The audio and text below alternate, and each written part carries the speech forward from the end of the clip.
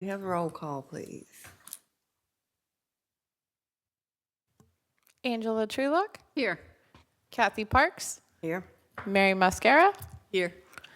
and Betsy Ronk. Here.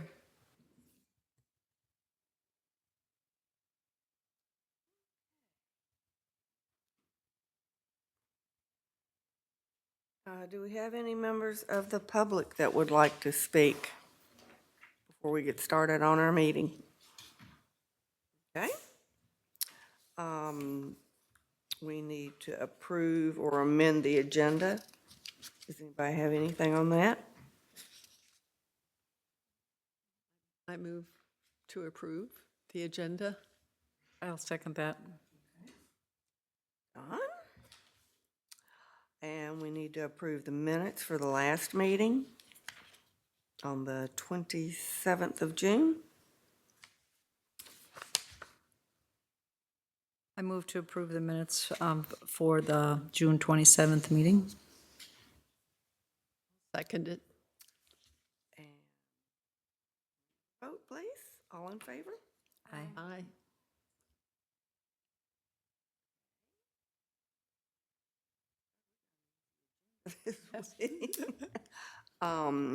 We're supposed to look at the update on the sculpture program. I know Molly's set this out here. All right, I'm not going to go through the whole summary because you've had a little bit of time to go over it.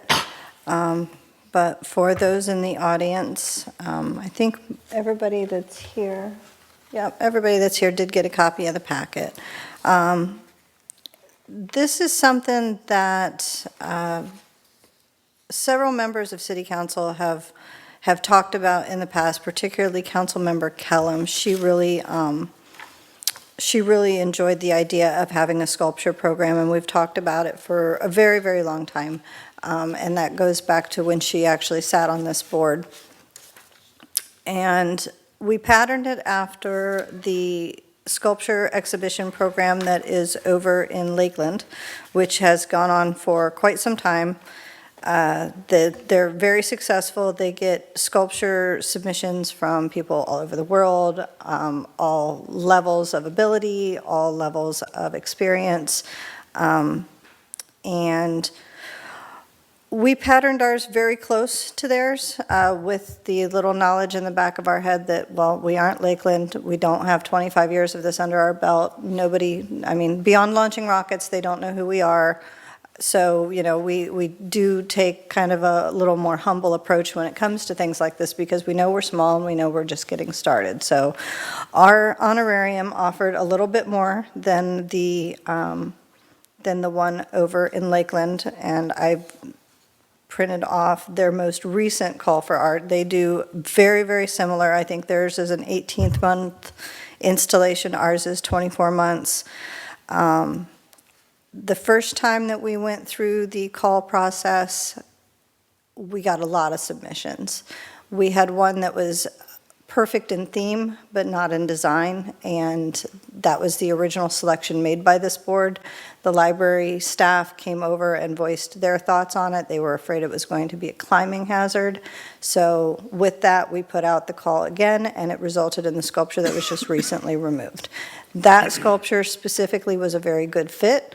It wasn't inviting towards kids to climb on it. It weathered fairly well. Sometimes we'd have to turn the faces back when the wind blew them, but other than that, it did exactly what we wanted it to do. We didn't have to do any maintenance on it. We didn't have to save it from vandalism. We didn't have to repair it. We didn't have to do anything. So in that sense, that installation was successful. Fast forward, 2 years, and we put out another call. We had a submission from an artist that had submitted previously that was not what I would consider eligible because of the location. It looked very much like kind of a mall kiosk where you have, the "you are here," and then it lists all the different stores. So it was something to that effect. with print on it and poetry. It was very pretty, but unfortunately, with the location, you would have had to stand in the bushes to read it. So that really doesn't do anything for this particular location. The reason that the location for the first installation was so dialed in, for those that you may remember, there used to be a fountain, a decorative fountain in that part. It was a closed-circuit system. It evaporated. People would come take water out of it. People would have to remember to go put water back into it. After many repairs from the motors being burnt up and stuff like that, same if you have a little water feature at your house, if it goes dry and that pump sucks air, same with the swimming pool, you'll burn out your motor. So it was a lot of maintenance. And at the end of the day, we don't know, because at the time, the library didn't have any cameras in that area. It either collapsed under its own weight or it was vandalized to the point of no return. It was in a pile on the ground one day when the librarians showed up. So that was why that location was selected specifically.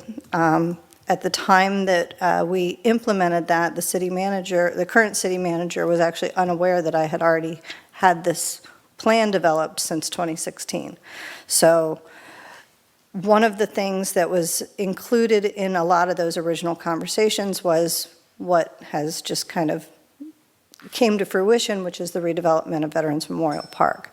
The idea for Veterans Memorial Park, though, instead of just being, okay, give us a sculpture, something that's appropriate for all ages, something that's safe, something that can withstand the weather, what would be installed in Veterans Memorial Park would be something specific that relates to patriotism, veterans, military history, something like that. So instead of a big, broad, submit whatever that a kid can't get hurt on that won't rust, and we're almost getting things that don't really, not only do they not fit the space, but some of the things that have been thrown at us they don't even fit the city, for that matter. So I think, in my opinion, we need to go back to the drawing board. We need to take a hard look at whether or not we want to do the sculpture program, how we want to execute it. The reason that we liked the one from Lakeland so much is that it kept fresh art coming in every 2 years. We don't have to purchase it, we don't have to maintain it, and they can take it back. They get a little bit of exposure, they get people that see it and want to buy it, and then they can make more money off of it, and where we just pay for basically the transportation and a very short loan. So it's on this board to let staff know which direction you guys think we should go with this. Go back to the drawing board and come back with suggestions. But I'm not going to put out another call for art without this board telling me to go ahead and try it again. I just wanted to clarify, so as much as the last one was in front of the library, this one would be in Veterans Park? Is that what you're saying? What we're trying, the space trying we're to trying to fill right now is the one in front of the library, and we're just Oh, it not is. getting any traction Okay. on it. So So what? the part that you were talking about veterans, did you want it to tie into Veterans Park, even though it's in front of the library, because it's in close proximity, or? Before we try to get something more specific for the library, I'd like to flesh out the program a little bit better so that we can kind of up the, I don't want to use the term quality in terms of art, but just kind of up the diversity of the people that are actually submitting to us. So when you put out the call for it, did you send or include with that or attach that this is, the venue that it's going to be placed in, and here's a picture of how that's, or the specs from the last one, so people would know, that you wouldn't have somebody submitting like the one where you got to stand in the bushes to see it? The problem is that nobody reads it. What? No one reads it all the way through. Okay. That seems to be our problem, because we're very detailed as far as where it has to go.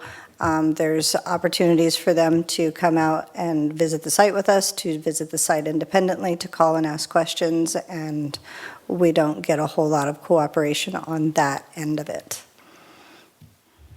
Molly, I have a question. I was curious to know, how is the call to action disseminated? And to who is it disseminated? I know we've got a lot of great art colleges, here in Florida with Flagler College and, the Ringling College of Art. And of course, Savannah College of Art and Design, and they do have sculpture programs and things like that. So I was just curious how the call to action was disseminated and to who. We first put out a press release that goes out to every major press agency that is in the Central Florida area. We also submit this particular series of calls through Sculpture Digest. We do have contacts for calls for art with the Division of Cultural Resources with the state that gets posted on the state's website. It goes out to the Brevard Cultural Alliance. It goes out to all artists that have submitted things in the past, and it also gets published to our social media accounts. And because we've focused on Florida-based artists, we haven't gone as far as Savannah. Oh, okay, great. I mean, I was just wondering if perhaps we could add, these schools, these colleges, to the list so it goes directly to the universities and colleges. Because I would imagine it would be a great feather in their cap, for a student to have their work And we accepted do. and displayed, and then have some of that money go towards their, tuition. But my other suggestion is since Lakeland does it 18 months, if we did it 18 months, and maybe instead of having, one chosen, if we had it tiered where we had, a gold, silver, and bronze. I don't know, I've got the Olympics on my mind, but if we had it tiered like that, that maybe perhaps then we would have one right after the other, and we could go, 36 months or longer with having 3 different ones and not having to do it every 2 years. And that's actually the plan. If you looked at the previous CIPs, because we've actually pulled it out of the CIP budget, or the CIP plan, that's where Mr. Green had originally had me put it. The original plan was to have 5 locations and have them cycle. So that way there was fresh art going in every other year here, every other year there, every other year. Wow. And into that, up That's to a lot. 5 different locations. Yeah. So we started with 1 because our hand was forced. It was either put in a new fountain that we maintained, or leave it empty, or try this program that we created on basically a trial basis. So we tried to start with 1 location. That's why I wanted to bring it back to this board to say, okay, well, the 1 location is not giving us the reach that we want. It doesn't incentivize things for more people, because there also is kind of a little bit of, once you have the multiple locations, especially if they're cycling at even 2 or 3 at the same time, you can build it into a full juried exhibition, and there's a little element of competition there that a lot of people, even, whether they're into sports or into art, do enjoy that competitive sense. Right. Oh, So- thanks for that history. I mean, 5 locations, that's a lot, to deal with. And 1 location would be great, but I was just thinking if we could spread that 1 location out over a longer period and have, 3 to where we wouldn't have to go back every 2 years to ask for submissions. The next person would be, up next to put theirs, outside the library. But just a suggestion. Okay. Thank you. Thanks. Have you reached out to Lakeland, and would they share all of their artists that they've used, or as a contact list?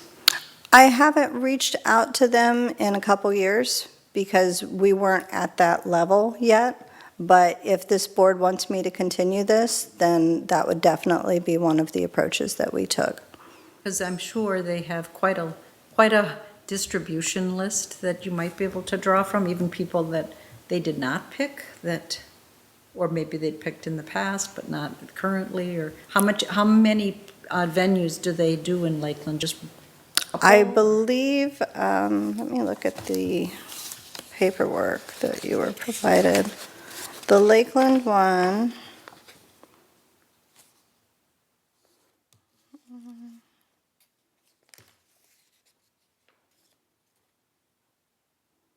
I think they do 11. Oh, at one time, huh? And they don't stagger theirs. Theirs are done, everything's all at once. So for a week or so, each cycle, they're installing, then they're having their Jerry'd come out, they have their events and stuff that are associated with it, and then 18 months later, they do it all over again. I'm just thinking even you might get somebody who'd be like, oh, well, that's not far, I could just take my piece and move it across the state and. And one of the things that we would need to retool is that for the past calls, it could not have been displayed somewhere else in Florida. Oh, yeah, I definitely Like- would allow like that. I think unique, that would unique be- work. Yeah, because that might help to entice people to, I mean, nobody here probably has been, let's say to Lakeland to see it. I don't know if that would be a negative, even if I'm just thinking, you've got a good pool of people that they have probably that you could ask if you could tap them. I mean, it's just another. Well, everything they do is public records, so they don't have a choice in whether they give it to me or not. True. I personally miss the sculpture in front of the library. I It was a loved it. very good fit. I loved it there, and it would just hurt if the program ended. I really would like to see it continue because I just loved it there. I think as long as it's not something that, is coming down and saying we have to cut it because of the budget or something, then I think it's worth continuing to To pursue. to see if there's some other way. I like the college idea a lot. And I would probably extend it to anywhere, all colleges in Florida, especially if they're in art-type things. I have a dear friend I could ask her, she's on the art board in Broward County. She works for Broward County in the art area. And I don't think they do this. I think they're more into purchasing art and stuff, but she might have a lot of, she also taught art down there that way, so she might have a lot of contacts. I'll ask her. if That she- would be helpful. Yeah, that was the other reason behind staggering the installations, is so that it didn't hit one budget year harder at the same time, like every 2 years, all of a sudden you had to come off of $10,000 for sculptures when you can keep it under that by staggering the installations. So that was another idea behind that design. I would hope that we would continue the program and you can take it back and see what other options you could do with it so we could continue it, because it seems like that would be something that would really bring something more even to Cape Canaveral, even to expand to the number of places eventually over time, that seeing a sculpture in special places around Cape Canaveral would be, I think, really cool. Well, especially then you could kind of somewhat tie it in with the Cape Center to say, Yes. that's also, go see these sculptures that, pictures of them or whatever, and people might then, go and look at those items, realizing what this is. I mean, I'm sure that a lot of people are like, well, where did that sculpture go?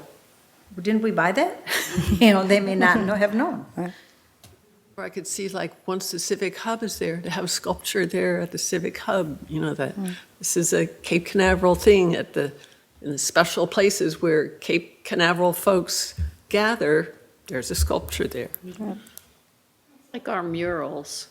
Love our murals. want to see more and more of them. But the same thing with the sculpture. I mean, if we could just continue with the arts. So do we have a motion to send me back to the drawing board to come up with some, a revised program or some revised program ideas and bring it back to this board? Yes, I'll make a motion. I make a motion that we ask the city to bring it back and come up with some ideas in order to continue the program. I'll second that. All in favor? Aye. Aye.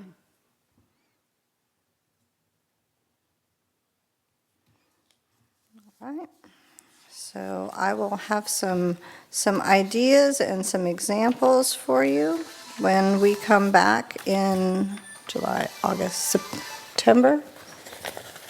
September's the next meeting? Okay. All righty, next up, this is a fun one. Little Free Library Program. So we really didn't have too many issues with the Little Free Library Program itself. The Little Free Pantry Program has actually encountered more issues than the libraries, but at the end of the day, about a year ago, I received a phone call from the city of Sanford. And the gentleman was interested in starting a Little Free Library Program in some of their underserved neighborhoods. They were going to do it on city property. That was their plan, just like all of ours are on city property. But he had an issue because their code prohibited donation boxes. And I'm like, oh, I've heard of that before, but I don't think we have that here. Well, I was wrong.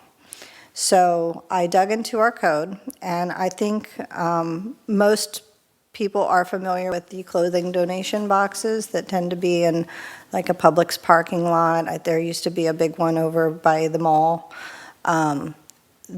Those are what I believe the council at the time had in mind when they said that they didn't want to allow donation boxes on, and they were very specific in their code in saying,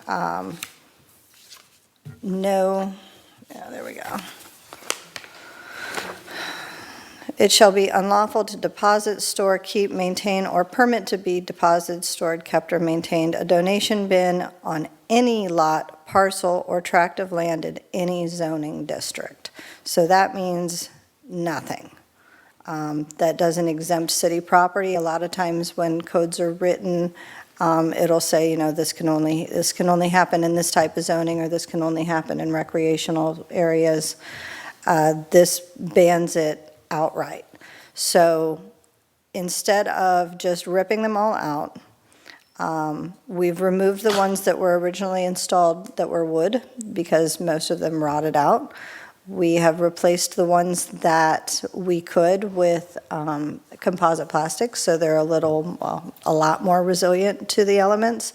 We do have a lot of positive engagement with them, but they are not problem-free. When the new principal came into the school, the previous administration, both our previous administration and the school's previous administration, had agreed upon that. There was no documentation that we could find. And so when the new principal came in, not only was she fresh set of eyes looking at, you know, this property, but she also was walking into a school year where there were new laws in place by the state regarding what books were permissible on school property. So because they could not control what books got put in there, and because the Little Free Library was not attracting the clientele, the Little Free Pantry was not attracting the clientele that it was intended for being placed on school property, the school board asked us to remove those two boxes. There is definitely a need for a Little Free Pantry program to a certain degree here, but I'm not sure if it's something that we wish to modify, and if we want to keep either of them, we're going to have to make a recommendation for council with the help of the city attorney to update the code to allow for that. Well, I guess I have lived in a couple different cities, more in the northern area, and we've had both. And my experience is that even in the areas where it's bad weather, snowing and all of that kind of thing, and some of them are placed on private property and some are placed on, public property. And I kind of agree. The biggest problems I have seen are the ones where there is food involved, the pantry ones. And as much as you might have guidelines, people would not follow those as far as don't put in expired food, don't put in,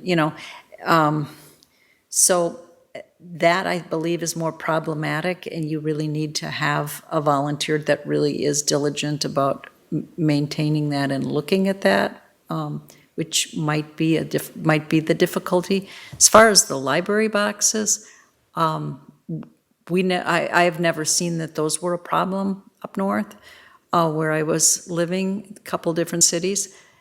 It seemed as if every time I would go by or look at them, the contents had changed, and sometimes they were stuffed full of stuff, and sometimes, it was more tending towards adult or children or whatever. I never saw those being vandalized. I guess the vandals more preferred the food, which they could then throw around or whatever.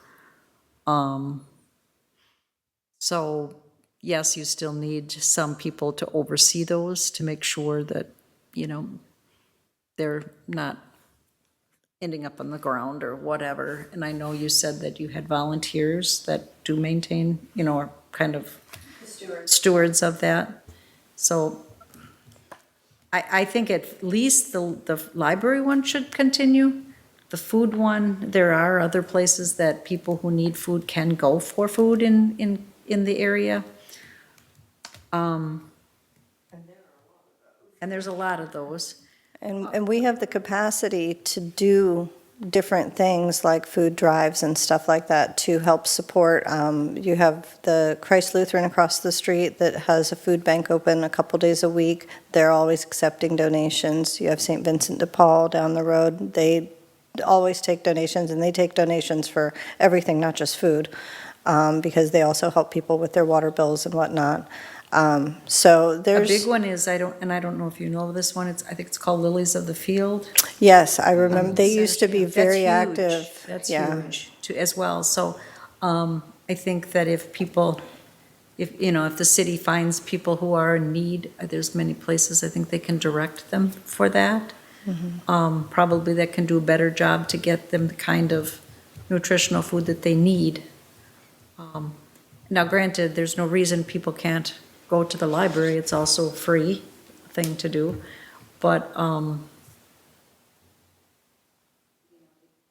it seems like they're popular. I don't know about here. Yeah, I guess you'd have to ask the stewards that keep track of it if they really are popular. I just have experience where I had lived up north, and they always seemed to be very popular. You have to ask the board.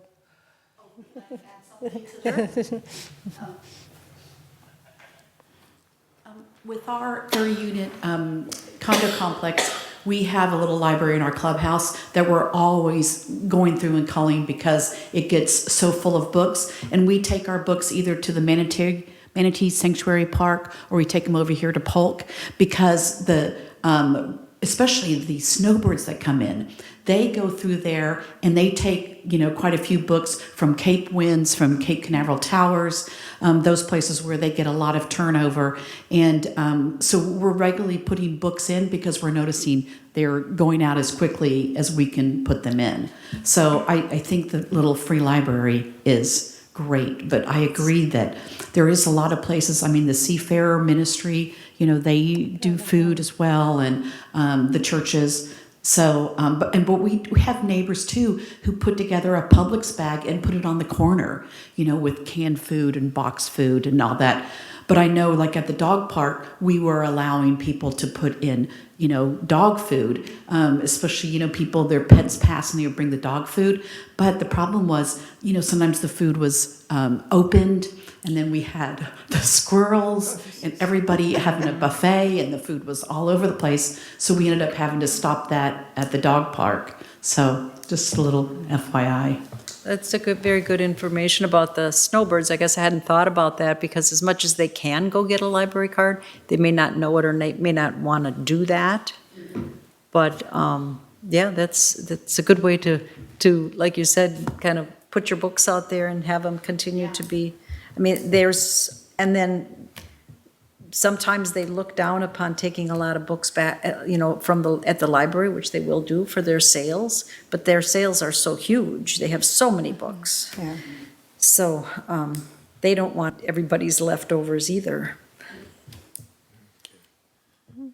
In the information that you had here, you said that there were some problematic issues. I was wondering if, with the newer boxes that you mentioned, is mold still an issue? Not really, and if we do spot it, because sometimes, when people clear out their box of whatever from wherever, it probably comes with. Comes with the stuff it they comes put in with there. the stuff, but at least with the recycled plastic ones, or they call it composite, those ones we can just bleach out, and it's not an issue, it doesn't rot them out. They're a little bit more resilient. Can't save the plexiglass, but so far, all of the specific library boxes that I've replaced will look like they did the day they came out of the box. So, And it seems the other thing where people put in hate literature, things, you can't help that, I guess. It's nice to know that, I didn't realize there were stewards that go around, and I guess they can clear it out of inappropriate literature that's stashed in there, but.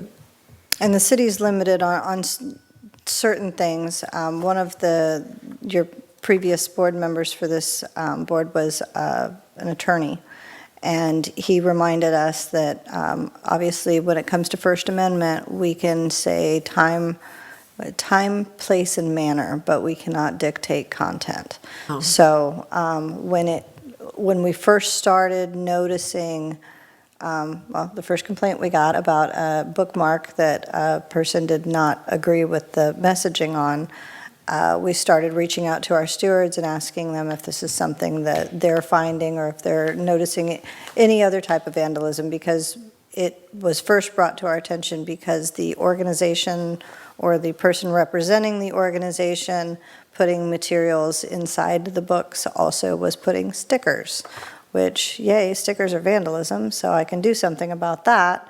And then our stewards, as volunteers for the city, can remove things that are in bad condition or shouldn't be in there. But beyond that, there's not a whole lot we can do to regulate content, which is obviously the school's issue with the one that was on their premises. So, but I would be more than happy to speak with the city attorney and come back. Another question that has come up in multiple conversations is liability. Obviously, there's not much liability associated with a book, but there is liability if somebody gets sick eating food.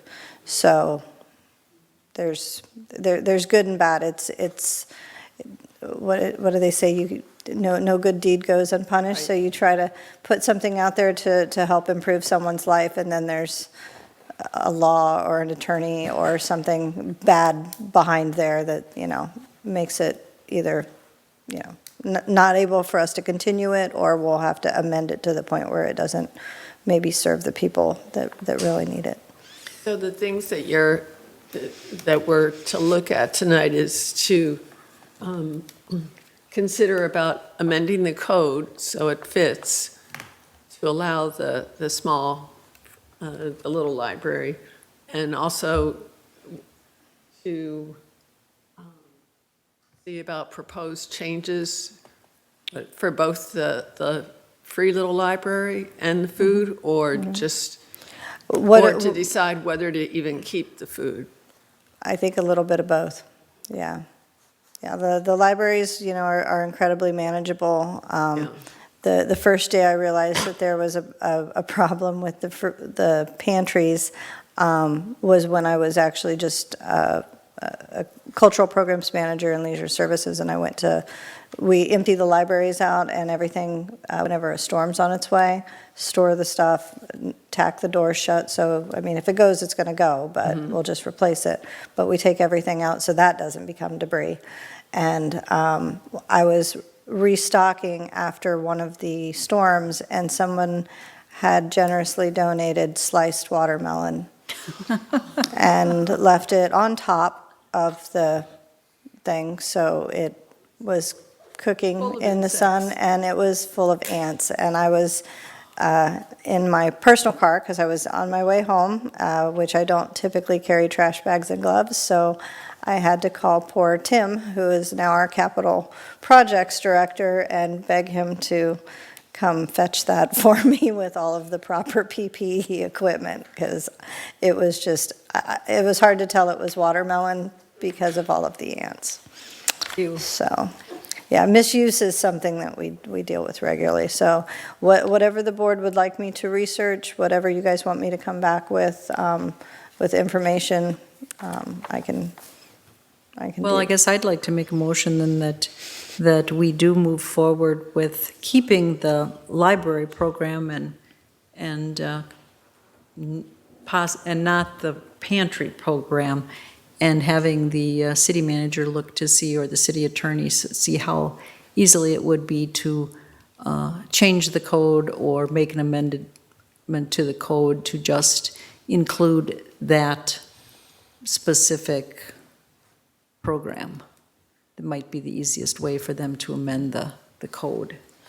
And honestly, our pantry program can just be reimagined, and instead of just having like open donation boxes, perhaps it's something that we turn into something we do in conjunction with other city events, whether it's bring us a canned good or a bag of canned goods, and we give you a free beer at Friday Fest on. Well, on I mean, I lots. think that there's a lot of things Yeah. we could do differently, yes, but I think as far as this program, probably best to let that one go, and try to move forward with the library one, and then, yeah, look at other ways to help serving, the community that need hungry community members.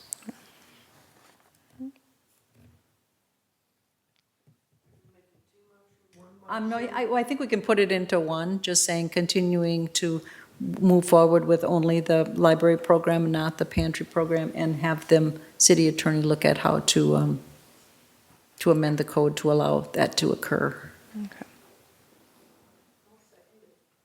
He may have some other questions or concerns once he looks into it that might change the thoughts, I don't know. Aye. Aye. All right. And that brings us to reports.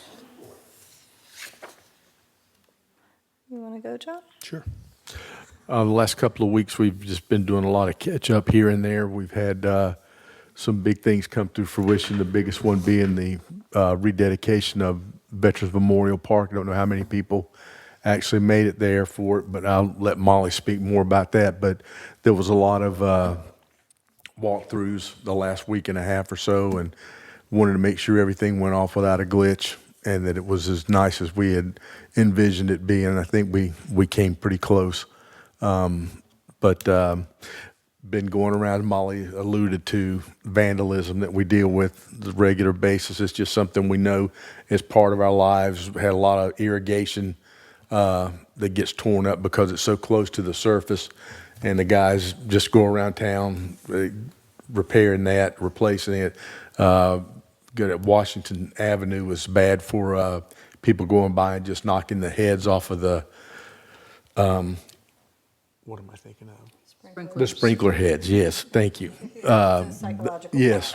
So, and we'll be probably coming back to revisit that park, Bennix Park with you folks in the near future, but just those type of things. That was the big thing we've been concentrating on, was making sure that Veterans Park came off the way it was supposed to.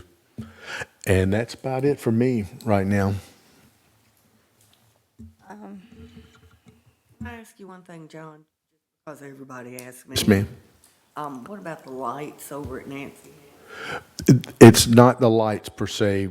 We have had 2 or 3 separate electrical companies come out and take a look at it, and we are in the process now. We're being put back on the schedule for them to come back. We've had FPL come out, we've had electrical contractors come out, and the problem is somewhere between FPL has assured us we're getting good, clean power from them to the building.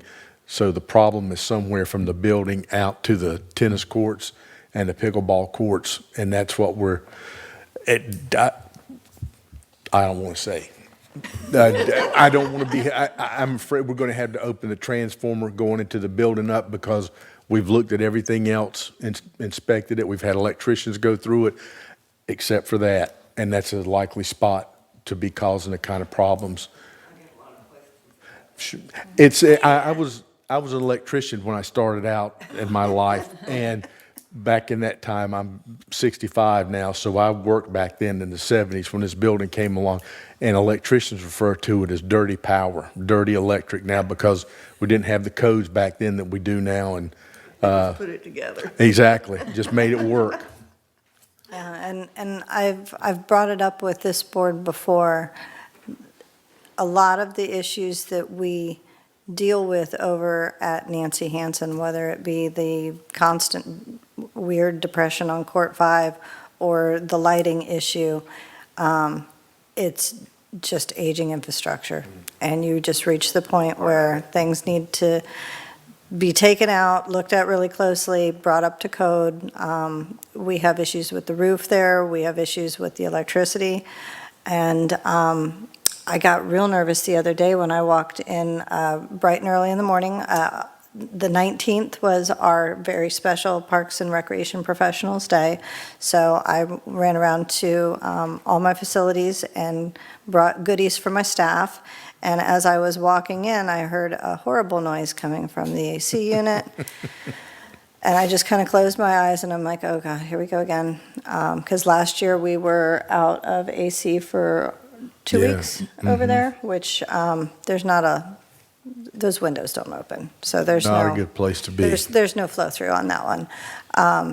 And luckily, we found out it was a decapitated lizard. A large decapitated. A large It one. was his head we were hearing Oh, and his head. bang around. So while I was very not happy to pay the service visit on that one, I was grateful that all we had to do was pay for the service visit.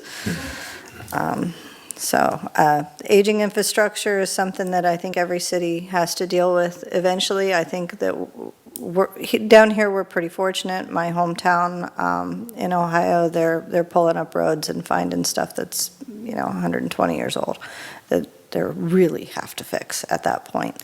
So I think we're in a good position that as long as we, try to stay on top as much as we can get a lot of lifespan out of our stuff. But for some properties that have they're used a lot, it might be time to start putting those things in our CIPs going forward in future years to avoid interruptions in revenue, especially Nancy Hansen, because that is a revenue source. So beyond that, we had our first poetry night last night, which was very successful. We had 15 people in attendance, and I believe 5 local artists, poets come up and speak. So that's a one-of-a-kind thing that the city's kind of checked a box on. So we'll be doing that monthly. That program was put together with the help of a student intern. So we're going to get as much out of her as we can, and now that Veterans Park is done, we made sure to kind of check a box at Veterans Park that was always a challenge for events and activities there wasn't a power source. So if you have looked, we kind of have that little event green, and behind that wall is a power source. So one of the things that we'd kind of like to see if we can bring to that space is like like a small jam session in nice weather, not maybe the dead of summer, but maybe that's something that we can get together, have some local musicians get together and just make music. And that idea was brought to us. I worked in Cocoa Village for a long time, and every Friday morning there was a group of older gentlemen that all played guitar that would get together, and they hosted a little jazz session that was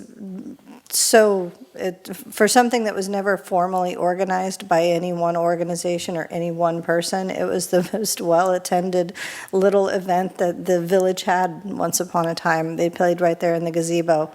And I've been approached by a couple people from our different veterans organizations that asked, hey, like, if we just put a jam session together, do we have to rent the park?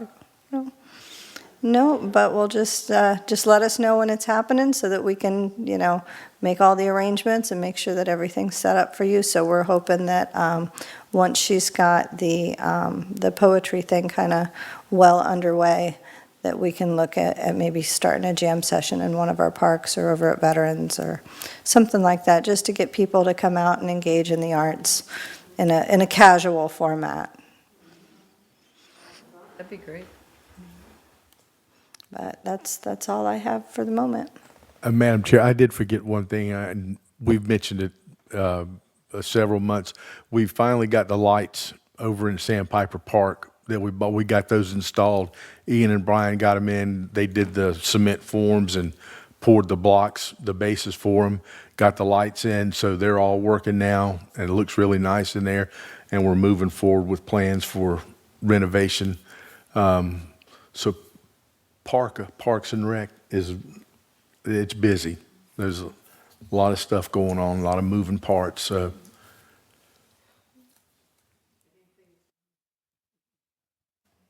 Merry-go-round never stops. Shameless park reference. I have a question, I guess maybe Molly, you might be able to answer it. Where are we with our recommendations before the city council for the vacancies? So I have clarified for the city attorney everything, all the questions that he had, and I provided him a link so that he could watch your conversation leading up to the selections that you made at the last meeting. And we are good to go for presenting the recommendations from the last meeting at the council meeting on August 20th. So Our very first recommendation, they will have to sort through that, yes. at the next meeting, it should be coming up. August 20th. Yeah. That was my question too. Yep. You're on the schedule.